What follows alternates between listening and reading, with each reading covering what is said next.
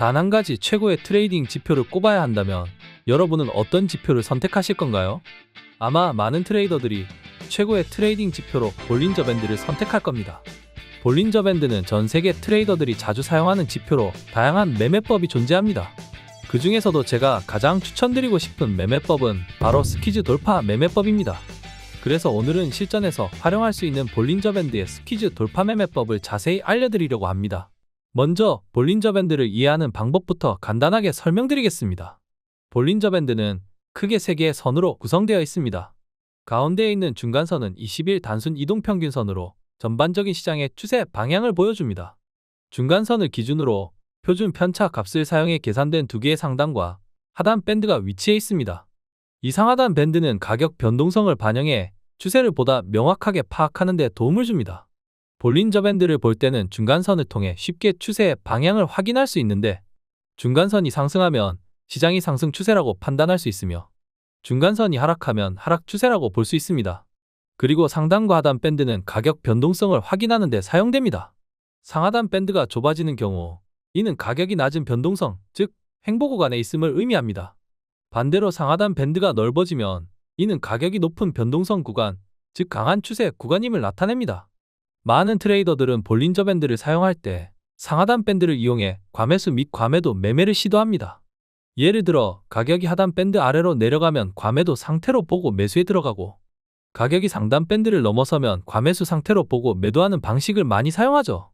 그러나 이런 매매법은 초보 트레이더들이 자주 사용하는 방법으로 실제 트레이딩에서는 이러한 방식으로 꾸준히 수익을 내는 것이 어렵습니다. 왜 그런지 예시를 들어 설명드리겠습니다. 여기 차트를 보면 볼린저 밴드 중간선이 상승하고 있어 상승 추세임을 알 수 있습니다. 이 상황에서 캔들이 상단 밴드를 돌파했을 때 초보 트레이더들은 이를 과매수 영역으로 보고 숏, 매도 포지션을 취할 수 있습니다. 그러나 이렇게 상단 밴드를 돌파하는 경우 실제로는 가격이 더 상승해 손실이 발생하는 경우가 많습니다. 이는 추세와 반대 방향으로 매매하는 위험한 전략이기 때문입니다. 반대로 볼린저 밴드를 활용해 실제 추세와 같은 방향으로 매매할 수 있는 방법이 바로 스퀴즈 돌파 매매법입니다. 이 매매법은 세계적으로 유명한 트레이더들이 많이 사용하는 방식으로 가격의 변동성이 커져 상하단 밴드를 돌파할 때 그 돌파 방향으로 추세가 발생할 것이라고 예상해 매매 포지션에 진입하는 방법입니다. 스퀴즈 돌파 매매법을 효과적으로 사용하려면 가격의 변동성이 지속해서 변한다는 점을 이해하는 것이 중요합니다. 즉 가격의 변동성은 낮은 상태에서 높은 상태로, 그리고 높은 상태에서 낮은 상태로 반복되기 마련입니다. 이를 차트로 보면 가격이 낮은 변동성 상태로 횡보하다가 결국 변동성이 커지면서 큰 가격 움직임과 함께 상단 밴드를 돌파하는 경우를 발견할 수 있습니다. 이 스퀴즈 돌파 매매법은 볼린저 밴드를 활용해 낮은 변동성 구간을 찾아내고 그 후 돌파가 어느 방향으로 일어날지를 예측해 포지션을 잡는 방법입니다. 이렇게 하면 추세의 초기에 포지션 진입이 가능하여 한 번에 매매로 큰 수익을 기대할 수 있습니다. 이제 실전에 바로 적용할 수 있는 볼린저 밴드 스퀴즈 돌파 매매법을 알려드리겠습니다.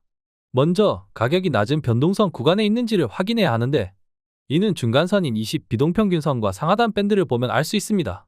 변동성이 낮은 횡보 구간에서는 중간선이 평평하고 상하단 밴드가 좁게 모여 있어야 합니다. 이렇게 낮은 변동성 구간을 쉽게 찾기 위해 볼린저 밴드의 파생 지표인 볼린저 밴드 너비 지표를 추가해 보겠습니다. 지표에서 BBW를 검색하시고 차트에 추가해 주세요.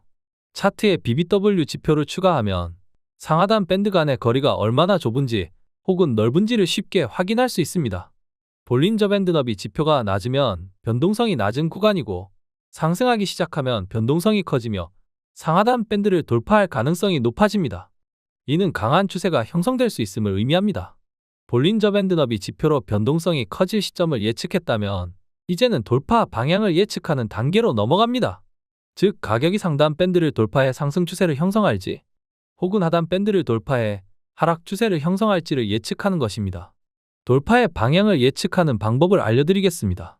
차트를 보면 평평한 볼린저 밴드 중간선과 상하단 밴드가 좁게 수축되어 있는 구간을 확인할 수 있습니다. 이 낮은 변동성은 볼린저 밴드 너비 지표가 낮은 상태인 것으로도 확인할 수 있습니다. 그 후 상하단 밴드가 확장하기 시작하면 볼린저 밴드 너비 지표가 상승하는 모습도 보입니다. 그리고 3개의 녹색 양봉 캔들이 형성되며 그중 하나가 상단 밴드 밖에서 마감되었다면 가격이 계속해서 상승할 가능성이 높아지므로 롱 매수 포지션을 잡기 좋은 기회입니다. 다른 예시로는 차트에서 평평한 볼린저 밴드 중간선과 좁은 상하단 밴드를 볼 수 있을 때입니다. 이때 낮은 볼린저 밴드 너비 지표가 낮은 변동성을 보여주고 상하단 밴드가 확장하며 볼린저 밴드 너비 지표가 상승할 때 변동성 증가를 예측할 수 있습니다. 몇 개의 녹색 음봉 캔들이 형성되고 그중 하나가 하단 밴드를 돌파해 마감되었다면 이 시점에서 숏, 매도 포지션을 잡기 좋습니다.